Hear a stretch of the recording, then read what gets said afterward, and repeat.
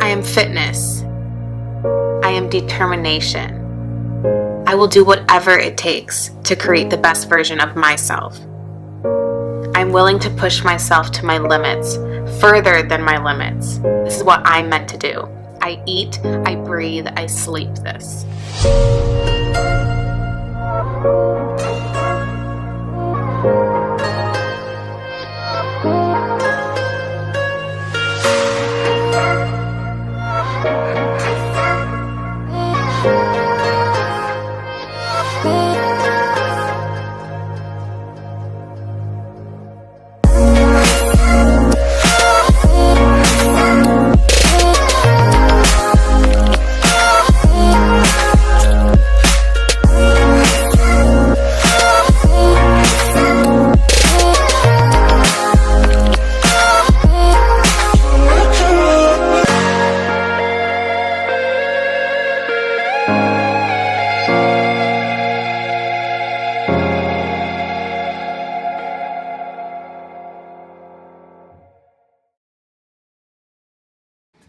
What's up, guys? So I want to talk about how sugar does not make you fat.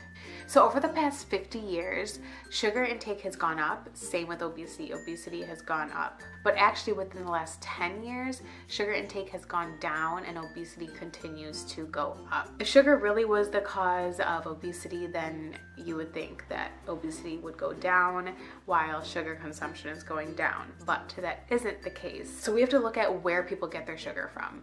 Mostly it comes from high fructose corn syrup. Speak. High fructose corn syrup. It comes from simply sugary drinks, which are nothing but empty calories. It doesn't fill you up. It's kind of like alcohol.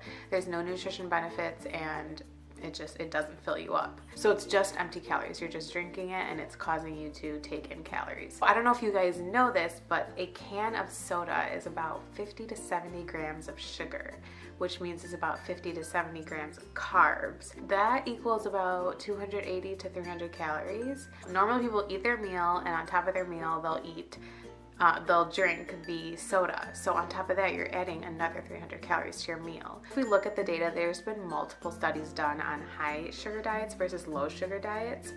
And there's actually a study done in the University of Minnesota. It was about like a 3-month study, so about 12 weeks. And this was done in a clinical setting. So they had everyone housed in a clinical setting and they prepared and fed the meals themselves. So it's a pretty legit study. And they actually found at the end of the study, so high sugar diet versus low sugar diet, that there was no fat loss or fat gain. And then there was another study done where they did people on a high sugar diet versus low sugar diet, but on a high sugar they had about like 100 grams of sugar, and a low sugar diet on 10 grams of sugar.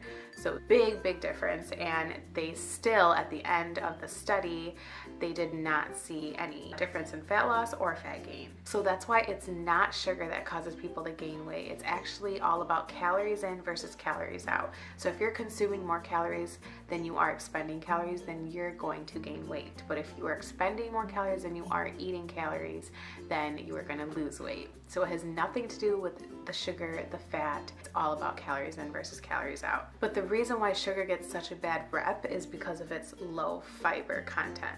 So most high sugar foods like cookies or brownies or something, these foods have very low fiber in them, whereas like fruit, for example, is not really said to be bad, because even though it is pure sugar, it's pure carbs, is because it has a higher fiber content, so it'll make you feel full, whereas like a cookie won't make you feel as full as like a bowl of strawberries.